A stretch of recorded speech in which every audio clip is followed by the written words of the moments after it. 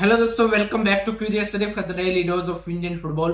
तो सबसे पहले बात करते हैं इंडिया वर्सेस मलेशिया मैच के वेन्यू के बारे में। एक बड़ा अपडेट निकल के आ रहा है। एट द मोमेंट एएफएफ दो वेन्यू के बारे में सोच रहा है। पहला तो है हैदराबाद एंड दूसरा है चेन्नई, जिसमें हैदराबाद के चांसेस एट द मोमेंट ज्यादा है, क्योंकि तेलंगाना की गवर्नमेंट ने एएफएफ को बोला है कि अगर आप इंडिया वर्सेस मलेशिया का मैच हैदराबाद में ऑर्गेनाइज करते हो तो उसका जो सारा खर्चा है वो तेलंगाना गवर्नमेंट उठाएगी। और हम सबको पता है कि रिसेंटली इंटरकॉन्टिनेंटल कप भी सितंबर में वहां पे हुआ था। तो एएफएफ को तो भाई यही चाहिए कि कौन सा स्टेट गवर्नमेंट भाई इस मैच का या फिर जो भी मैच ऑर्गेनाइज कर रहे हैं वो नेशनल टीम के, उनका खर्चा कौन उठाए, वहीं पे वो वेन्यू डिसाइड करते हैं। ऐसा तो उनका क्राइटेरिया नहीं होता कि भाई यहाँ पे इंडिया के डिफरेंट पार्ट्स में हमें मैच लेके जाना है ताकि वहां पे भी नेशनल टीम को लोग देख पाए एंड फुटबॉल में उनका इंटरेस्ट बन पाए। Otherwise I think Shillong would be a really good option. Kochi में आई थिंक काफी लंबे टाइम से नेशनल टीम का मैच नहीं हुआ। आपका मुंबई ऑप्शन हो सकता था, अहमदाबाद हो सकता था, या फिर दिल्ली हो सकता था।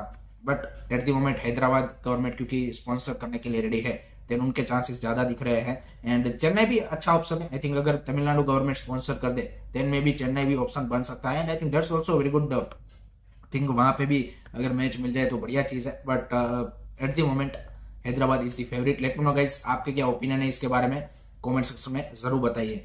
नेक्स्ट अब बात करते हैं इंडिया अंडर 17 के बारे में, जिन्होंने कल अपने एएफसी अंडर 17 एशियन कप क्वालिफायर्स के दूसरे मैच में तुर्कमेनिस्तान को भाई 1-0 से हरा के क्रूशियल 3 पॉइंट हासिल कर लिए हैं। एंड यहाँ पे जो अपनी एशियन कप के लिए क्वालिफिकेशन की होप है उसको अलाइव रखा है।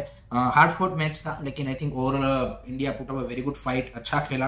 एंड जिस तरह से वो ऋषि सिंह ने गोल भी मारा, that was a brilliant goal from him just before the half time. वो गोल उनकी ओर से आया। सेकंड हाफ में भी we created a lot of very good chances and maybe scoreline 2-0 3-0 भी हो सकता था। एंड डिफेंड भी हमने अच्छा किया, फिजिकलिटी थी तुर्कमेनिस्तान की, बट सेट पीसेस एंड उन सब में भी हमने उनको बहुत बढ़िया तरीके से यहाँ पे क्या बोलते कि टैकल किया। हमारे जो गोलकीपर थे Suraj Singh, he was absolutely brilliant. Backline ने भी आई थिंक काफी अच्छी डिफेंडिंग की। फ्रंट लाइन ने भी I think created a lot of chances. तो overall a very good game play from the India side. And I think Ishfaq Ahmed ने जिस तरह से टीम को यहाँ पे क्या बोलते कि टैक्टिकली भी सेटअप किया था। एंड सेट पीसेस या फिर आपके क्या बोलते कि काउंटर या फिर ओवरऑल अगर आप देखें विंग प्ले, उसमें भी टीम बढ़िया दिख रही थी। अब क्वालिफिकेशन का सिनारियो ये बना है कि कल थाईलैंड ने भी ब्रुनेई को भाई 19-0 से हराया। तो जो जिस ब्रुनेई को हमने 13-0 से हराया था, उसको थाईलैंड ने भाई 19-0 से हराया है। एंड थाईलैंड ने तुर्कमेनिस्तान को भी 2-0 से हरा रखा है। सो अब इंडिया वर्सेस थाईलैंड का मैच इवेंचुअली इंडिया के लिए भाई क्या बोलते कि मस्ट विन गेम बन चुका है। ड्रॉ भी करेंगे तब भी चांस रहेगा ऑब्वियसली, बट अगर हार गए then I don't think so कि इंडिया क्वालिफाई कर पाएगा, क्योंकि आपका जीडी फिर +1 ही रहने वाला है। तो इंडिया के लिए भाई थाईलैंड के सामने या तो ड्रॉ या तो जीतना, ये दो ही रास्ते हैं to qualify for the Asian Cup. तो टफ चैलेंज है, बट ऐसा नहीं है कि भाई थाईलैंड को हम बीट नहीं कर सकते। आई थिंक जिस तरह की हमारी टीम खेल रही है एंड जिस तरह की यहाँ पे मोमेंटम बनी है, definitely they can put up a challenge against Thailand. No doubt वो होम पे खेलेंगे, सारी चीजें हैं, but definitely India has a very good chance to beat Thailand. So let's see क्या इंडिया उनको बीट कर पाता है एंड क्या इंडिया फाइनल एशियन कप का जो टूर्नामेंट है उसके लिए क्वालिफाई कर पाता है कि नहीं कर पाता। Late me know guys, what do you think about this, comment section में जरूर बता दीजिए। अब बात करते हैं एएफसी चैलेंज लीग के बारे में, जिसका आज से आगाज हो रहा है। And East Bengal take on कर रही है आज भूटान के क्लब पारो एफसी को। इंडियन स्टैंडर्ड टाइम के हिसाब से दोपहर 4:30 बजे ये मैच खेला जाएगा। और इसको आप यूट्यूब में भूटान ब्रॉडकास्ट सर्विस करके यूट्यूब चैनल है, वहां पे देख पाएंगे। ईस्ट बंगाल के लिए it's a big challenge, no doubt. And after a long time they are playing in the AFC competition. उनका अगर आप पास्ट हिस्ट्री देखें तो ओवरऑल उन्होंने एशियन कंपटीशन में, एएफसी कंपटीशन में अच्छा किया है। बट एट द मोमेंट जिस तरह का उनका फॉर्म है, हम सबको पता है कि लगातार 6 मैचेस वो आईएसएल में हार के आ रहे हैं। नया कोच है and overall 8 matches all competition में वो हार के आ रहे हैं। So definitely low on confidence player जरूर होंगे, लेकिन पारो एफसी के सामने डेफिनेटली उनको ये मैच जीतना चाहिए। नो डाउट पारो एफसी होम पे खेल रहा है। बट लास्ट मैच में अगर आप देखें तो जिस तरह से उन्होंने फाइट पुटअप की थी, आई थिंक डेफिनेटली उनसे ये चीज आप बोल सकते हो कि थोड़ा सा टीम में वो यहाँ पर जुस्सा आया है। एंड आई थिंक जब आप इंडिया को एएफसी लेवल पर रिप्रेजेंट कर रहे हो then I think you should एक एक्स्ट्रा मोटिवेशन के साथ भी आपको खेलना चाहिए। सो देखते हैं किस तरह की परफॉर्मेंस ईस्ट बंगाल पुटअप करती है। एंड 3 क्रूशियल मैचेस उनको ये एएफसी चैलेंज लीग के इस वीक में खेलने हैं। सो लेट होप सो वहां पे अच्छा करे, ताकि जो इंडिया की क्लब रैंकिंग है उसमें भी यहाँ पे इजाफा हो, क्योंकि मोहन बगान का तो ACL 2 में पार्टिसिपेशन रह ही रहा है, तो उनका जो नुकसान है वो कहीं ना कहीं इधर से हमें कंपनसेट करना पड़ेगा। अदरवाइज हमें जो ACL 2 में 2 स्पॉट मिलते हैं उसमें भी कहीं ना कहीं अगर हम पीछे रहेंगे तो वो भी स्पॉट फिर आगे चल के हम हमारे लिए मतलब चले जा सकते हैं। तो उस सेंस में भी this is a very important game कि भाई यहाँ पे पारो FC को तो ईस्ट बंगाल को हराना ही चाहिए। उतना टफ उस वे में चैलेंज नहीं है, नो डाउट उनका फॉर्म ऐसा है ईस्ट बंगाल का एट द मोमेंट कि इतना टफ मैच लग रहा है, बट आई थिंक ये मैच वो निकाल लेंगे and I am seeing a 1-0 victory for East Bengal. Let me know guys आपका क्या प्रेडिक्शन है, कमेंट सेक्शन में जरूर बताइए। नेक्स्ट अब बात करते हैं ISL के बारे में। तो भाई what a match we have witnessed yesterday between Kerala Blaster and Bengaluru FC। पहले तो भाई क्या एटमॉस्फेयर था, electrifying atmosphere and world class. It's not भाई इंडिया यू कैन से कि best atmosphere in terms of the fans जिस तरह से मैच को देखने आते हैं एंड अपने क्लब को सपोर्ट करते हैं। World class atmosphere and 35,000 fans in the stadium and जिस तरह से वे टिफोज लेके आए थे, जिस तरह से अपनी टीम को सपोर्ट कर रहे थे, that was absolutely brilliant. But unfortunately Kerala blaster lost against Bengaluru FC with the score line of 3-1 despite playing a really good football. अच्छा उन्होंने फुटबॉल खेला, they created a lot of chances जिसके थ्रू वो इस मैच को निकाल सकते थे, बट अनफॉर्चुनेटली इंडिविजुअल एरर के चलते उनको ये मैच गंवाना पड़ा। स्टार्टिंग में ही वो प्रीतम कोटाल ने वहां पे ब्लंडर कर दिया, जिसका भाई होर्हे परेरा डियास ने जबरदस्त फायदा उठा के वो बेहतरीन चिपिंग वाला गोल मारा एंड उसके बाद उसने अपने फॉर्मर क्लब के सामने जबरदस्त सेलिब्रेशन भी किया एंड वहां से 1-0 की बेंगलुरु FC को लीड मिल गई।